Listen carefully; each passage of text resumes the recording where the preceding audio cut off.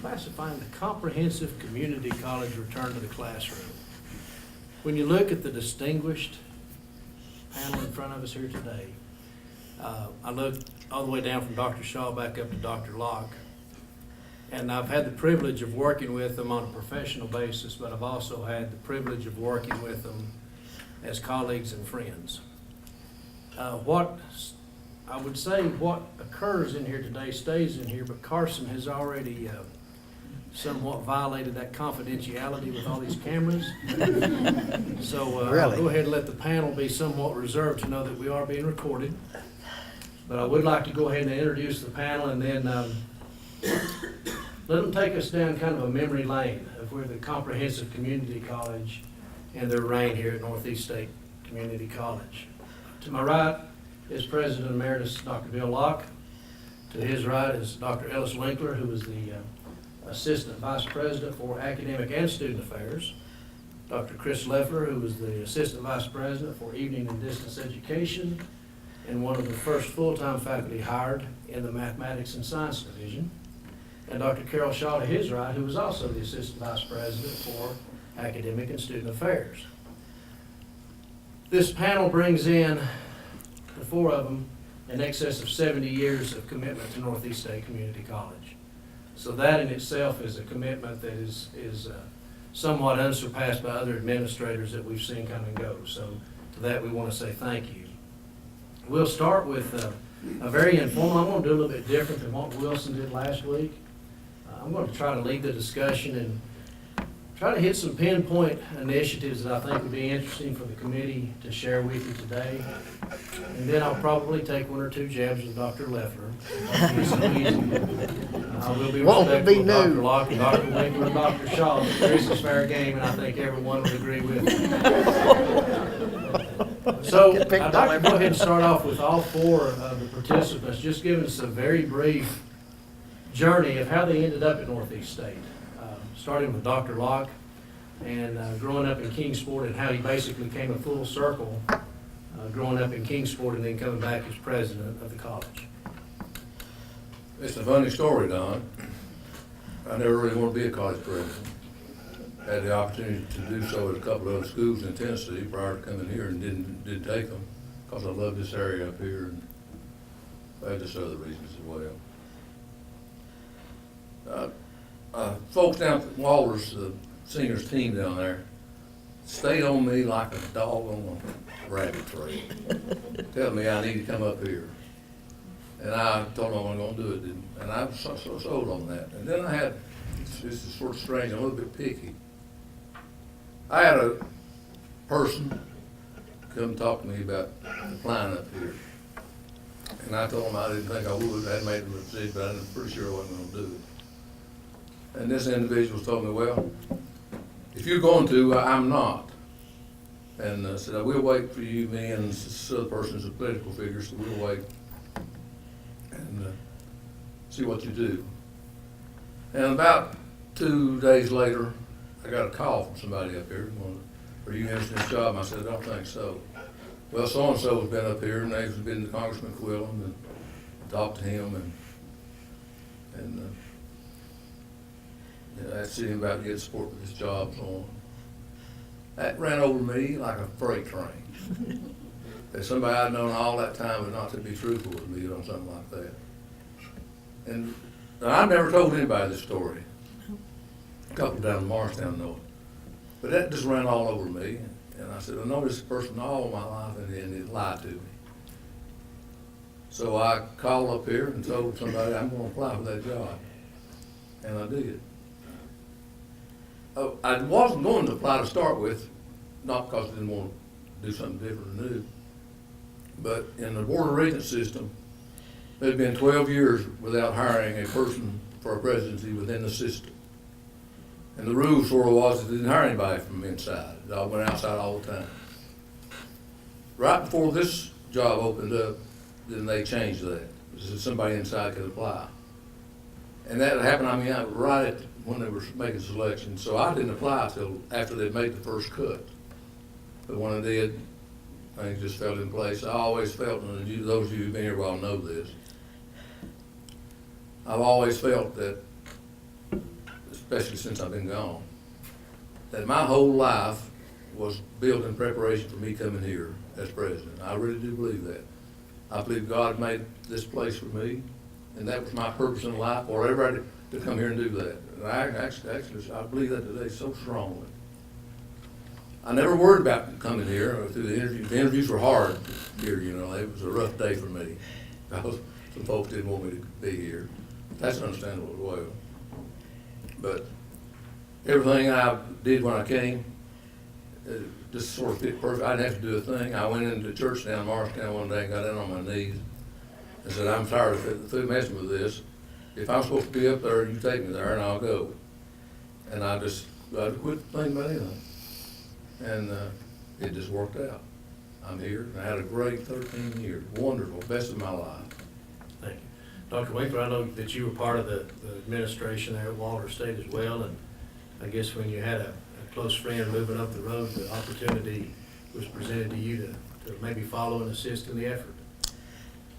Yes. Let me first say this, what an honor it is to be here with you today, seeing old friends from days gone by and be here with this distinguished panel and good friends as well. Now, I've got a few things to say about Chris later on. But anyway, flashback to the mid-90s, and I had my 30-plus years in. I'd actually told Dr. Locke, I guess around 94 or whatever, that I was going to retire within the next couple of years. He and I had worked together for a number of years at Walters, but we had worked together prior to that at another educational institution. So we had gone back many, many years, and we always had a good friendship and a good working relationship.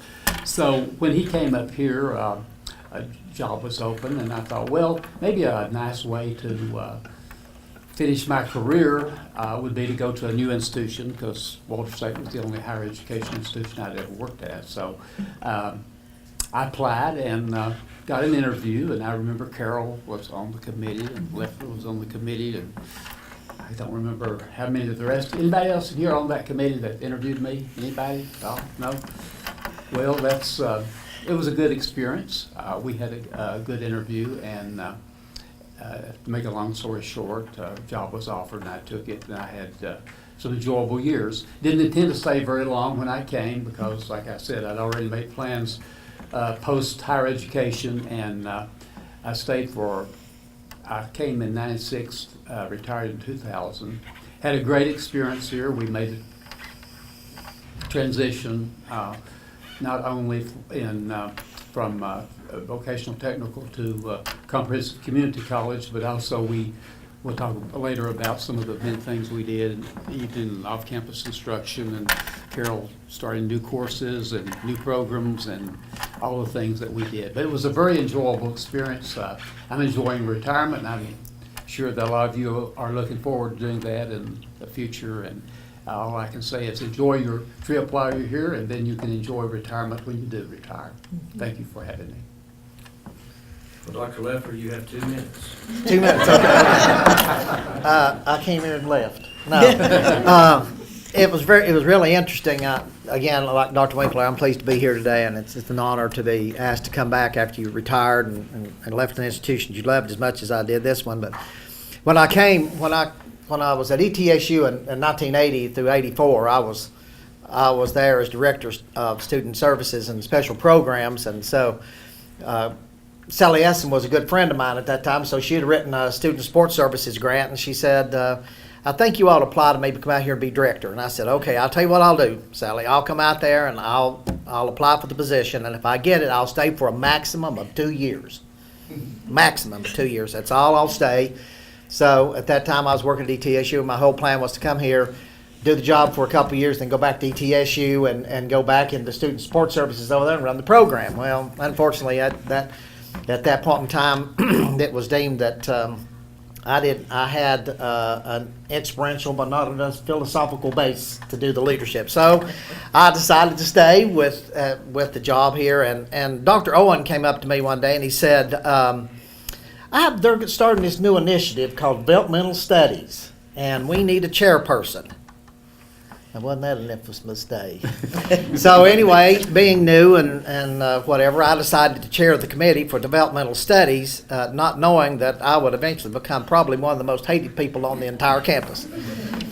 But out of that, and with work, and I got to hire Carol twice. And Carol and Nancy and I and Jane Robinson, whatever, we helped set up developmental studies at that time, and a lot of work we did with the faculty and staff. We turned something that was perceived to be negative, as I think, to something very positive. And opportunity then, led. I stayed there for 9 years in developmental studies and enjoyed every minute of it. It was probably some of the happiest times that I had when I was here. And then Dr. Powers came in and said, would you like to apply? Dr. Burkett is going to leave, and would you be interested in looking at the position of dean of extended services? And I said, well, what does that really do? I know what Dr. Burkett does. And he said, well, you can just run the off-campus teaching sites and the weekend college. And I said, okay, I think I can do that. And that opened up a whole door for me that I never even imagined at that point, and the opportunity to really see the change in the college from that point on. So kind of belief, I went from ETSU to here to stay for 2 years and ended up being here 31 years. And I wouldn't swap those days for anything. Those were great days. Dr. Shaw, from the classroom to the big chair. Thank you for being here today, and thank you for asking us to be here. I think that I'm kind of going, okay, if they don't ask me anything to remember, that happened yesterday, I'll be okay. So we're going to go back a ways. I think I'll be all right. I actually came to Tri-Cities Tech as an adjunct, and I had taught in public schools, and just by providence, I was asked to come and teach a class here, and I did, and I loved it. I couldn't believe how different it was from public education and everything. So ended up staying here, taught in the Related Studies Department, as it was called back in those days, and then I taught in developmental studies. Decided that I'd had enough of being there, and I decided I just I want to go. Enough of me. Well, I was going to say you, but I decided that it was time for me to go home and have a baby, so I did. And I thought, and I wanted to stay home, but after about 3 years, I came back as an adjunct. And then, lo and behold, there's a position open, and somebody, just kept on fussing at me until I applied. And so I taught it from '89 till 2000. And I had the privilege teaching developmental studies with the, and then history, humanities. I taught some in the honors program, and just absolutely loved teaching. I still love teaching. It's in your blood. If you are a teacher, it's in there, and valued so much the quality of teaching. It just felt like that we owe these students to give them everything they can to be successful. When Dr. Locke came, I happened to be the president of the Faculty Senate, and so his first week or so here, I went in and introduced myself and told him who I was, and look forward to working with him and all that. And I must have made a fairly good first impression, because it wasn't too long after that he was saying, would you be interested in helping with this or serving on this committee or doing that? So, we developed a working relationship. When Dr. Winkler came on board, really helped a lot with curriculum, worked on the curriculum committee for years, and as I started working in these areas that I never thought I would be working in, because I love teaching, other opportunities came along with that included to direct the SAC study for that year, and that was a biggie. That was a big job. I had no idea. I think one of the best things I learned during that time, though, was how little I actually understood about the big picture. I mean, you know, it was I understood the classroom, I understood this campus, but man, when you take a good school and then you look at it in that huge context, from state to the southeastern United States to the country, and then it just opens up all kinds of doors. So so that was a wonderful opportunity. When Dr. Winkler left, then I stepped in the role as interim vice president and then eventually vice president. So I'll echo what my colleagues have said about just feeling privileged. Just feeling privileged. More than anything else, was to work with the people who are here. That is what stands out in my memory more than anything else, is that just such fine, dedicated people.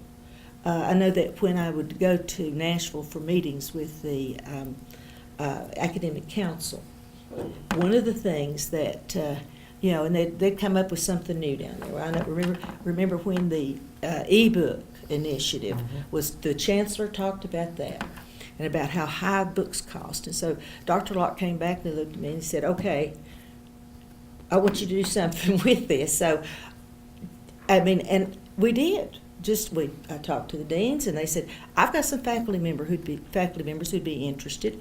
We got together and did something. It turned out to be a model for the state. And there are lots of examples like that.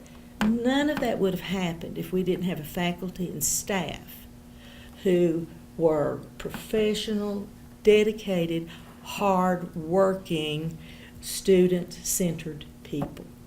And so that's you know, what I take away from this is how privileged I feel like I've been to know all you and to work with you. Well, Even Dawn. Had to get at least one zinger in there. Chris has got enough, so we'll start on Dawn. I was now. going to be nice to him. I can tell you one thing about Don Coleman that some of you might not know. And they need to know this because it tells a whole lot about his Just character. remember, I get the closing comment. I'm not afraid, okay? As you all know, I became very ill, you know, before I ended up retiring. And I'd had a couple of pretty scary episodes here at work. You know, Janet, oh my goodness, you know, call Dawn, you know. And so I had been out for a little while, and I'd fainted here at work. And we had reconvened on a Wednesday morning for our academic council meetings. And so I come in huffing and puffing and everything, and we all were sitting around there, and Don just kind of looks around and reaches down, and up on the table he puts IV tubes and you know, syringes, and I was surprised he put an AED machine up there. It was pretty funny, but that's the kind of camaraderie that we were able to establish with that. Work hard, but don't take ourselves seriously. That was 100% Janet Gregg's doing. Yeah.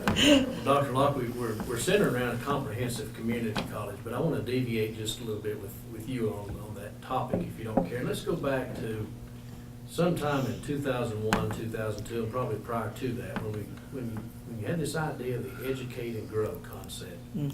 And many of us have said that the educate and grow was the true roots of where we are now with Tennessee Promise. Mm. Oh yeah. If you'll kind of share with this group how the educate and grow concept came to be. I guess most of you remember that I was pretty active in economic development. I served on every major board in each of the counties that had to deal with that. And we'd go to those meetings, and usually at meetings like that, the first thing they would do is have a general discussion business meeting. Then they'd usually have a visitor, most typically from one of the companies within the region. And more than likely than not, a larger size company. They kept saying at these meetings, everyone you go to, about how they couldn't get workers. how they couldn't get people to stay on the job, how people would come in and steal from them and cheat and lie and lay out of work, and just on and on and on. And out of Johnson City Economic Board, they asked me if I would chair a group in the region for workforce development. And we did that. And tell me your question again. But we were just talking about how the roots of the educating girl came to be. So as a part of that, we started trying to lead the region here. Northeast State led the region in that workforce development thing, initiative. And we wanted to come up with some kind of plan that would put this region on the map when it came to competing for business and industry with other regions. Because every region has its own strengths and weaknesses. Some have ski lodges, some have pools, big swimming pools and theme parks. Some have national state parks. So everybody's got their own thing they try to tell people about when you come to my company, because we're got a truly good financial base here. Plus we've got all the other amenities that you need to bring your family here. So part of that thing was, let's come up with a plan that will attract people's attention outside those normal things that companies or cities or communities will tell you, this is why you need to be in a company here. And one of the things that I came up with was, well, what if we could do something like basically that they did in Georgia with the Hope program down there? What if we could do something like that here? We could then go tell people who were recruiting industry for the region, we could tell them, look, we've got all these things that are nice here and the reasons you need to come here. We pay good wages, got a good workforce, got good schools to train people.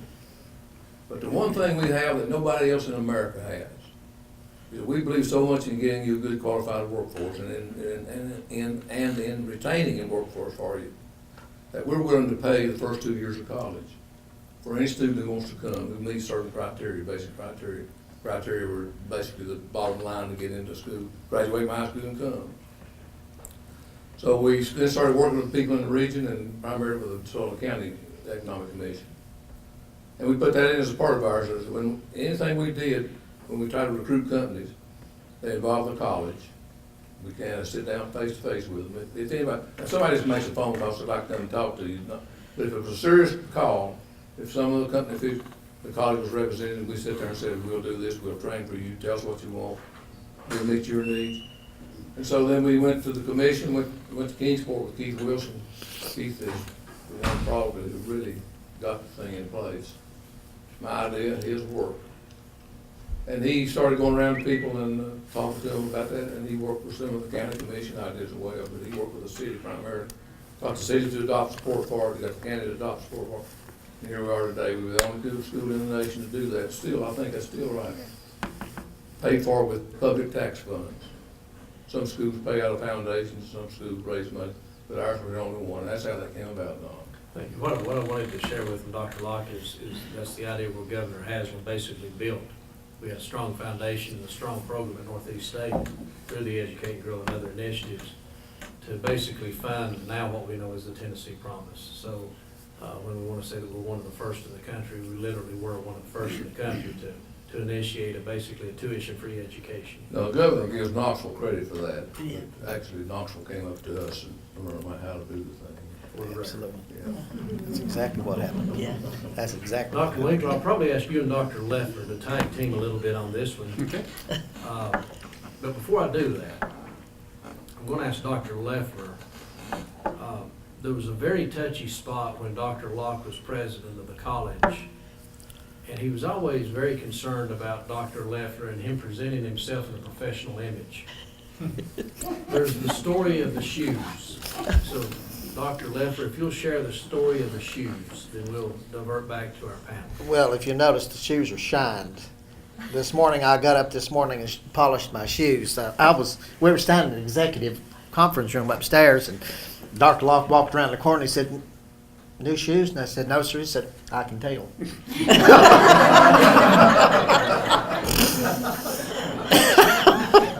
And I just kind of looked at him, and he's kind of laughing. A little polish might help. First thing I did, I got up this morning and said, I got to go sit with Dr. Locke and polish my shoes. So I got to polish out and shine my shoes. People always made fun of me for noticing people's shoe shines. So you can tell a lot about a person's shoes, or man, particularly Matthew's shoes are shiny or not. You know what I told him? I said, "You're just like my mama." Don, I thought Chris would say, some of you who were here will remember this, I made a joke one day in one of the opening sessions about Chris and his pink shirt. You remember that? Oh yeah. I had a lot of fun out of that. Yeah, well, the best one though, we were downstairs in this building down in what's the little glassed-in area, I guess the student lounge kind of area, and they were all giving me the business over my pink shirt. Well, Dr. Locke come walking in with one. And so Ron Smith was sitting over there, and he'd just be giving me all kind of business. I said, "Now tell me what you just said about this man's pink shirt." And Dr. Locke then said, "Yeah, what did you have to say?" Ron said, "I think it's very pretty."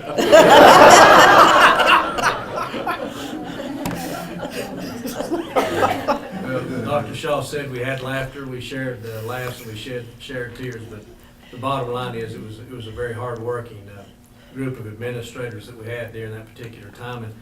And back to the question with Dr. Winkler and Dr. Leffler, talk to us a little bit about the expansion of the multiple teaching sites at that time, as we called them, and the expansion of programmatic offerings. When Dr. Winkler first came, we were somewhat limited, but I think he went into numerous articulation agreements prior to the Tennessee Transfer Pathways, and we probably went from 5 teaching sites to, Chris, I'm gonna look at you, sheets Oh yeah. of teaching sites. So if you all want to talk a little bit about that, please. Well, I had been Dean of Evening and Off-Campus Instruction at Walter State, and of course my counterpart here. So when I first got here, we sat down and planned some strategies to look at what we could do to expand our enrollment, not only the enrollment numbers, but also the enrollment sites. That's right. We looked at not only concrete sites, but what we could do on weekends, what we could do on Friday nights, Saturdays, Sunday afternoon, whatever, what sort of TV exposure we could get, you know, what can we do? So we explored a lot of different options, Chris, and we started implementing those. And slowly but surely we put those together, and I remember trying to expand the course offerings in Elizabethton. Mm-hmm. We went to Allendale and Kingsport and offered classes down there. In fact, they didn't have a computer lab, and and Dr. Locke was gracious enough, and the committees here at Northeast was gracious enough to enable us to get monies to put a computer lab down there that not only we could use for our Northeast classes, but actually ETSU could use. Right. And that was a good joint operation with that particular institution. And we were particularly interested in reaching non-traditional students, those students who couldn't come maybe from 8 in the morning till 9 in the evening.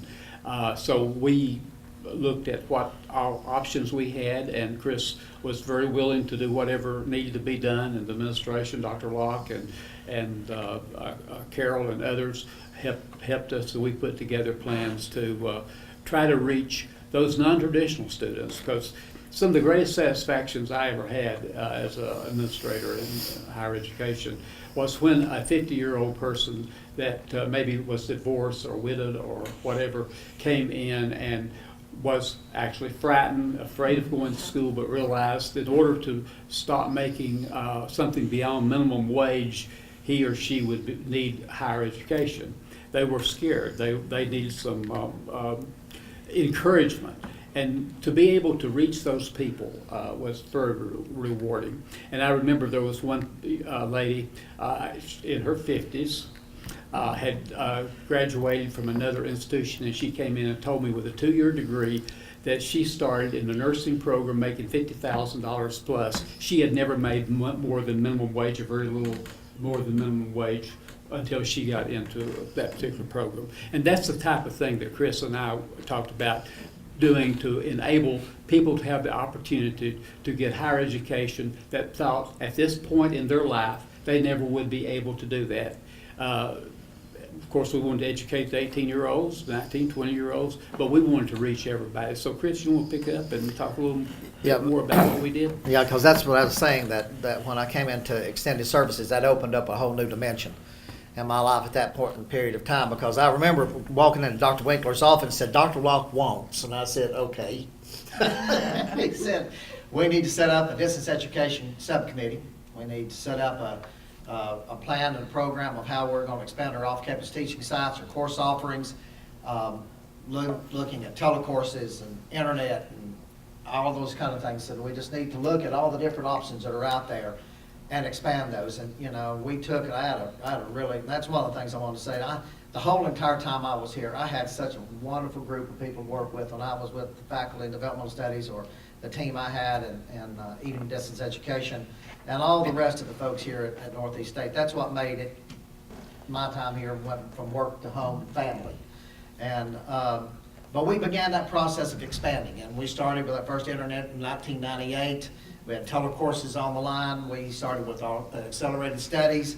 And 1996, we also had the opportunity to start with dual enrollment. And dual enrollment grew from 5 students at Elizabethton High School with Dr. Reuben Pierce at 7 a.m. in the morning, and 6 or 7 people at Unicoi County High School to what it is today. And I don't know, I know we're in all 16 high schools, and I don't know, what was the enrollment this time? 570. 570 students enrolled. In the first class we had 6 at Elizabethton High School. So I'm most proud of that, and you know, we worked together on that. And Dr. Winkler had some experience with it, so I went to him and said, do you have any kind of a document? He said, Jeff, I'll get it for you. And so he got it for me, and we put it back together, took it, went to all the individual school boards and met with them and got dual enrollment set up. And to me, that was exciting. And then I would go in, and I love you, Dr. Shaw, but it was an absolute battle. Every semester I'd go in and sit down with Dr. Shaw with the off-campus teaching sites on which classes I was going to have to keep and which classes I was going to have to cancel. So we would fight and we'd argue and we'd fight and argue, because I would try to keep the low enrollment classes, the off-campus teaching sites, and she'd try to cut them.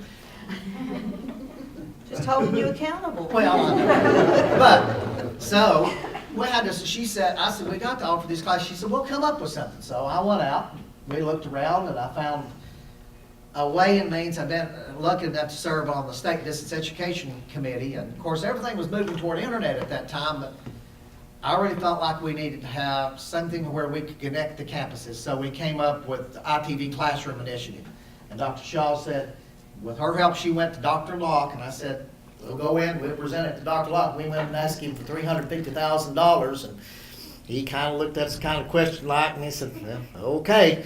We went those 3, and I think that was one of the things that really changed the paradigm of how we taught classes at the off-campus teaching sites. I really believe that. I truly believe that the offering through the ITV classrooms really shifted our ability to be able to connect. We were able to connect the main campus to Elizabeth and the Kingsport, and then the next major initiative was one of the ones that Dr. Locke helped set up in Mountain City.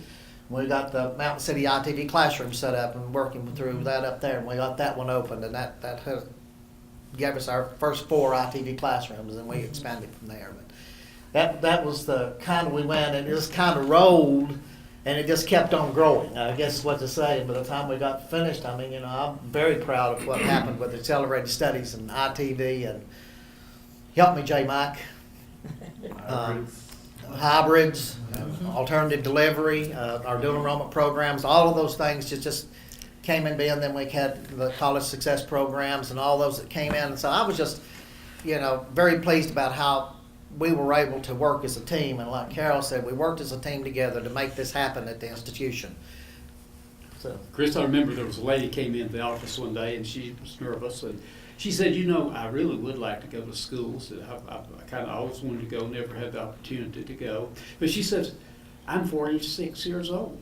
And said, you know, I can only go part-time, so it'll take me 4 years to graduate. Right, I can take classes. So I looked at her and I said, okay, you're 46, it's going to take you 4 if you come to school. How old will you be in 4 years if you don't come to school? Well, I'd never thought of it like that. Yeah.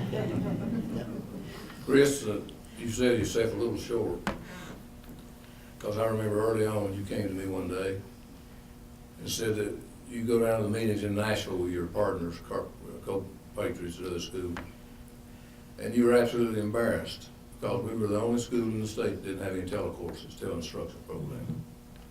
And I remember I said, well, why don't you do something about it? And you rolled it from there, and you give me more credit than I was. I didn't do anything. You the one that did all of it. well, you just And opened the Ellis, door. Carol and others. That was a great thing that happened. Pays off too. Well, Dr. Shaw, you touched a little bit about, during your intro, about moving from the faculty rank to the SAC COC chair, to the interim vice president of academic and student affairs. Share with them a little bit more in depth when you leave that one role from the classroom and that big picture, and particularly you and Dr. Winkler both had both academics and student affairs in your oversight, where we now have a split with the vice president of academic affairs and the vice president of student affairs. Share a little bit about that, if you would, please. The good and the bad. The good and the bad. Mostly good, I have to say. Like I said, being a classroom person, being a student-centered person, a person who loves learning, in my entire career before I was here, even with education. I mean, just as a child, I wanted to be a teacher. So, I understood early on being a teacher is more than just going in and, giving the information and then walking out the door. And, if they get it, they get it. If they don't, it's tough, that attitude. So, and that would not go away no matter what job you're in. That, as the academic council knows, I spent a good deal of time teaching with us because there was so much to learn. And when you go outward to see where what we're doing here fits in and how we can be the best we can be, with our academic programs. With that, with student affairs, we were able to bring that in. So we had a lot of cooperative programs. It was wonderful to see how those two work together because and I've seen models before and after where that they were separated, and that kind of makes sense. But in a way, we were able to approach student success from academics as well as from all of the support services that go into to make that student stay in school. Retention, of course, you get them here, but you got to keep them. So that was always an important part of that. Lots of ideas came up. And we were adventurous enough, and I was inexperienced enough to go, well, yeah, let's try that. So ended up with some really, really beneficial activities. So I think that's a very good model to put together. The enthusiasm between the student services and then getting the faculty fired up about some of these things, seeing that fire ignite and seeing students, I know that we had faculty members who would, if a student was absent, they'd call and say, hey, you okay? Is there a problem? Or email them or whatever to maintain that connection so that, you matter, don't give up, you matter. So those are the same kinds of techniques that teachers use to keep that student engaged, involved. So I think that have that opportunity was a very, very important thing that we were able to pull together and to bring to the classroom. Within that too, I looked at Chris and said, I was just holding you accountable. Accountability became the biggest word that you could think of during when Dr. Locke came and around that time because of the Southern Association of Colleges and Schools, their approach, and really in the business world and in industry and everything, the movement was toward this. You have to have a strategic plan. You have to plan. You plan your budget. You plan what you want to accomplish. It's not just throw it out there and hopefully some of it will stay. You plan it. You put all your resources into this process. So that was a huge thing that we moved through this campus during the late 90s and then into the early 2000s, and it made a huge difference. We could see, faculty started having an option to say, we need a computer lab, for example. We need that. And then we'd have to work through and say, okay, let's put that on the list. Let's plan for that. And then you'd work to get the resources together. Another thing that worked together with all of that was that you seeing what was happening at the state level, and lots of initiatives. And I'm sure that's still true, Dr. Gillum. Yeah. Yeah. Here's do this and do this and do this. And that had not necessarily been the case before Dr. Locke, Dr. Winkler. You know, the colleges were more autonomous, so they kind of went their own way. But bringing that in made a difference. We worked on program development quite a bit, but we did that through the process established at the state, going through and doing it right. I know that people got tired of hearing me say, what's the policy on that? What does the catalog say about that?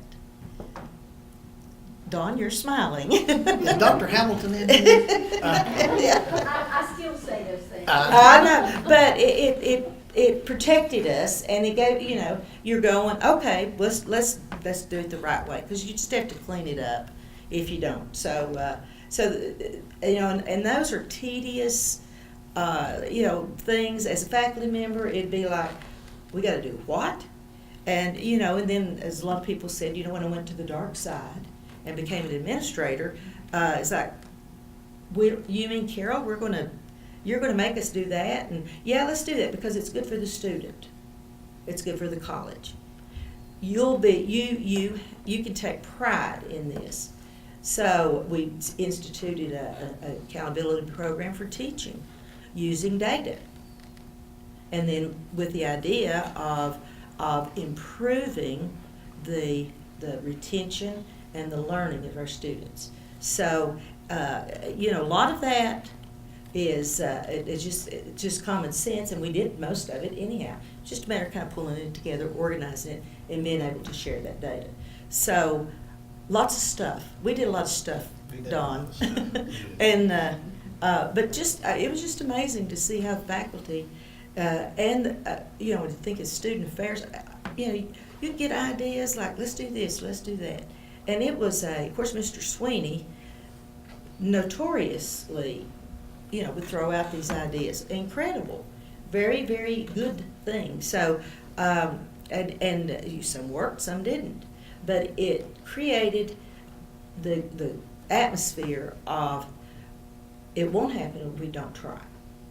And it won't happen if we don't work together. So those were wonderful outcomes from those initiatives. Well, I was just going to say, you know, and out of that came this thing, the same thing Dr. Winkler alluded to a few moments ago, was that we knew that we had the 18 to 22s that were going to come to us, but we really took an also additional focus on the non-traditional student. What can we do with the non-traditional student? How can we make their transition to college easier? And how can we make that so that it's available for them to be able to work, go to school, get their child care, do what they need to do, but still be able to succeed and go through college and graduate. And I think that's one of the things that permeated most of the programs, is that we looked at all the students from this to here. And I think that made a whole band of difference. And Chris, you and Carol remember this, Dr. Locke, and many of you. It's one thing to get students in, it's one thing to get them to graduate, and then they go to the four-year university, and they look at their American history, and that four-year university wants U.S. history and says you've got to go back and take a year of U.S. history, or vice versa. Either way, I'm just giving that as an illustration. One of the big complaints that students would come to me with, among many, was the transferability of courses.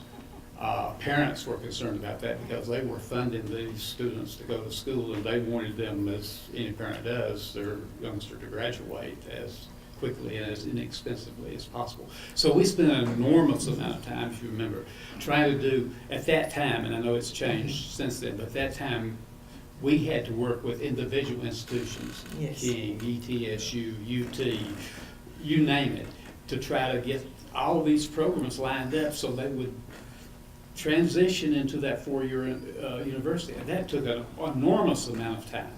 And we spent a lot of time doing that. Hopefully that helps some. I know things have improved in the last 2 years since I retired in that area, and that's really, really good, and may it continue to, because I know if I were the parent of a child, and And I realize that students come in, they're gonna major in pre-med, and they spend 2 years doing that, and then they decide they want to be an accountant. Well, guess what? They're gonna have to take a lot of extra courses.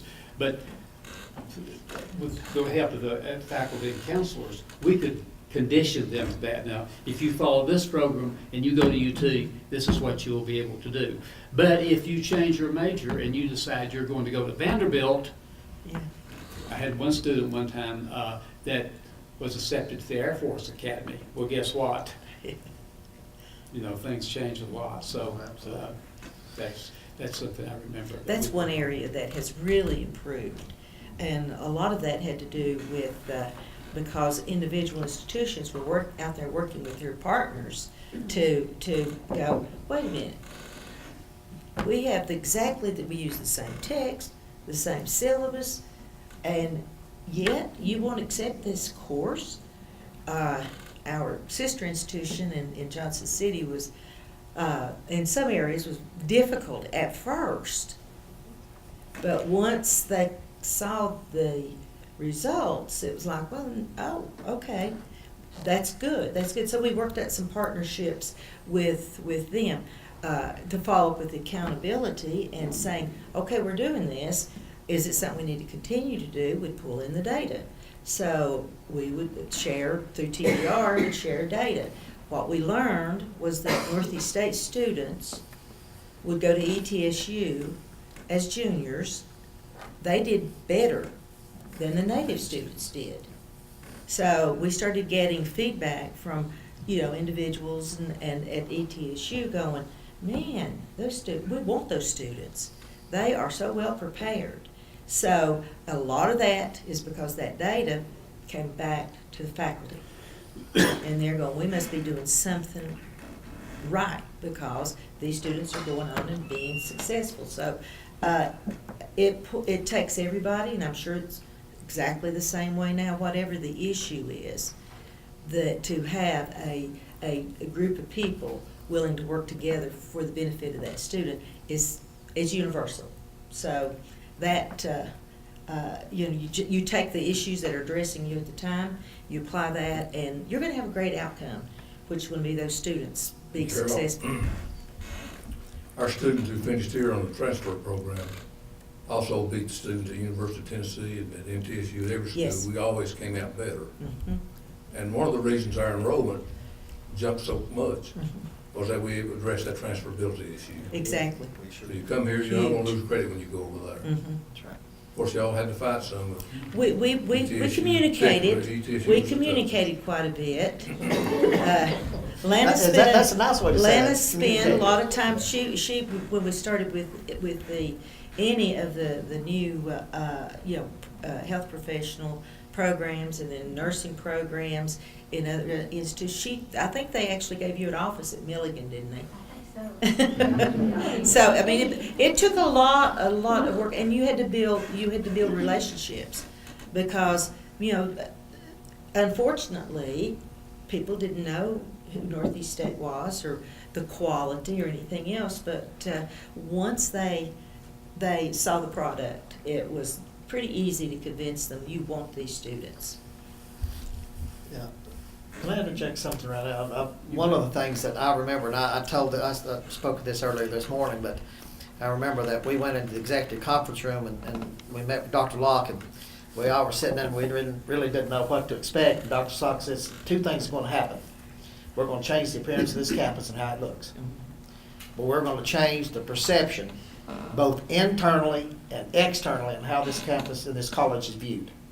And he said, we're going to start that today. And he gave us a set of circumstances of things that we would do immediately as soon as we left. And of course, we started implementing those immediately. But he said, we're going to change the culture of this college. And I think that is, as much as anything, changed the perception of Northeast State, not only to ourselves as a college, but to the community at large. Because I remember a lady called me. I was sitting in my office, and I was sitting, the phone rang, and she said, I've been directed to you. My daughter wants to take a college class down there, and she wants to take a math class. She said, I just want to know, do you all offer real math? And I said, yes, ma'am, I think we offer real math. So a little bit later, the mother came with the daughter and said, "Yeah, you off a real man." And I won't ever forget that. It was one of the funniest things. Y'all have real man? Chris, the one thing I think, if you look back on that, this is no reflection on anyone here, but Northeast was sort of looked at on the bottom rung of community colleges. Yeah. In fact, they were the bottom rung. And when I came here, it's not much what I did. I showed us that we gotta find a way, we gotta go, know what we're gonna go after, and how we're gonna do it. But the people here were ready. I mean, I walked into a tremendous place. Dr. Powers left a good school here. But they were ready to do more and be better. And it was all a matter of working to try to show people here at the college, we can be a whole lot better than we are. We can become the best. And of course, this maybe sounds a little funny, but I think when that time ended in 2013, we were the best. And you still may be the best. Because by any measures you look at it, back then those things, student success, graduation rate, older people coming to college, just on and on and on. We always rank near the top in all those good categories. In all the bad categories, those things the board put on you that made you bad, we always ranked in the bottom half. That was my philosophy always. Good things stay in the top half, bad things stay in the bottom half. And it worked. But the people here were ready to go, and boy, did they do it. They did. Because somebody can't come in and make you do something. You have to want to do it and believe in it, and that's what happened here. Well, let me kind of flip it, Dr. Shawn. We're going to go ahead and close out the session for this afternoon. Basically, any closing comments or statements or words of advice that you would share with the audience today? Coming back on campus today, it's kind of like a time warp. You know, you see all these things that were here, and so I felt right at home.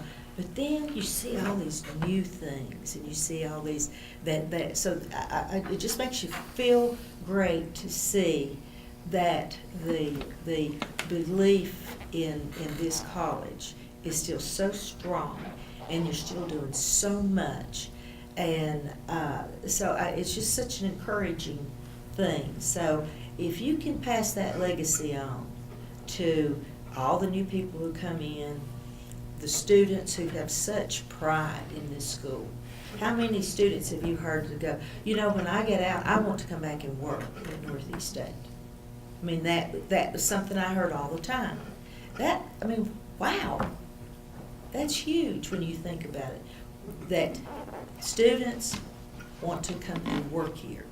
So, I just am so, I just have a great deal of pride to be associated with Northeast State, and I still brag about you all the time, because it's not vain glory in any way. It's just the truth. And just again, let me just say thank you, and congratulations on your continued growth and success. And just look forward to hearing and seeing, reading more and more about how great this place really is. Thank you. Dr. Leffler? Well, I haven't really been gone that long, but I just want to say that I look back over my 31 years here, and I don't look back with any sorrows. I mean, I enjoyed my time here. I enjoyed the friends I had, the colleagues that I've worked with, and the faculty staff, and everyone sitting in this room. I know about everyone in here, and I miss everybody every day. It's not something like you just walk off, and that's something about retirement. You don't walk off and just forget the people there. Yeah. You think about those people on a day-to-day basis. You think about, and I even miss Lana and academic council. On every Wednesday morning, I wake up and say, they're an academic Now, council. that's what I really miss. Well, It was fun, really. but academic council was fun. Can I tell a real quick story? Just a real quick. Oh, dear. This was great. I came in. Mrs. Gregg had this real thing about my toothpick. And I loved my toothpick. I had to have my toothpick. So I told Carol, I was out there, and we were going to put some stuff on a skewer, and I found that thing that was about that long, and I thought, boy, I'm going to try this trick with Janet Gregg. So I had my toothpick, and I got with Don, and I had it over here, and Don gouged Janet. young there, I had that toothpick and I was rolling it around. And so I told Janet Carol what I was going to do. So she said, well, let me bring them. So she brought a whole box of those long things. So when she turned around, when Janet looked back up, every one of us had those things out there, sitting there doing like this. It just tore Janet all to pieces. So I don't think Miss Greg ever recovered from that. Do you?